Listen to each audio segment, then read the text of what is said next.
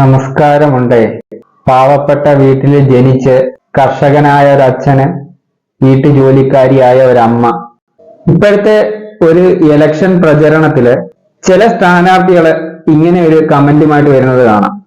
ഈ ഇലക്ഷന് നിൽക്കാൻ വേണ്ടിയിട്ട് ഇതാണോ ഒരു മാനദണ്ഡമെന്ന് ഞാൻ പലപ്പോഴും ആലോചിക്കാറുണ്ട്. പാവപ്പെട്ട വീട്ടിൽ ജനിച്ചതോ, കർഷകനായ ഒരച്ഛന്റെ മകളോ, അല്ലെങ്കിൽ വീട്ടുജോലിക്കാരിയായ ഒരമ്മയുടെ മകളോ, അല്ലെങ്കിൽ മകനോ, ആരോ ആയിക്കോട്ടെ, അതാണോ ഇലക്ഷന് നിൽക്കാനുള്ള ഒരു മാനദണ്ഡം? ഈ സെന്റിമെന്റ്സ് പറഞ്ഞുകൊണ്ടാണ് ചില സ്ഥാനാർത്ഥികൾ ഇലക്ഷന് നിൽക്കുന്നത്. ഇത് കേൾക്കുമ്പോൾ വോട്ട് ചെയ്യുന്ന ആൾക്കാർക്ക് തോന്നുന്നു വളരെ പാവപ്പെട്ട വീട്ടിലെ കുട്ടികളാണ്, ഒരു വോട്ട് നമുക്ക് കൊടുത്തേക്കാം എന്ന് വിചാരിച്ചിട്ടാണോ ഇവരിത് പറയുന്നത് എന്ന് എനിക്കറിയില്ല. എന്തുമായിക്കോട്ടെ, ഇങ്ങനെ പറഞ്ഞ് ഇലക്ഷന് ജയിച്ചിട്ടുള്ള പല വ്യക്തികളും പാവപ്പെട്ട വീട്ടിലെ ആയിരിക്കും. പക്ഷെ ഇന്നൊക്കെ അവരെ ഏത് രീതിയിലെത്തി, അവരുടെ സാമ്പത്തിക നിലവാരം എത്രത്തോളം ഉണ്ടെന്ന് നമുക്ക് കാണാവുന്നതേ ഉള്ളൂ. നമ്മുടെ സമൂഹത്തിൽ തന്നെ അങ്ങനെ ജീവിക്കുന്ന പലരുമുണ്ട്.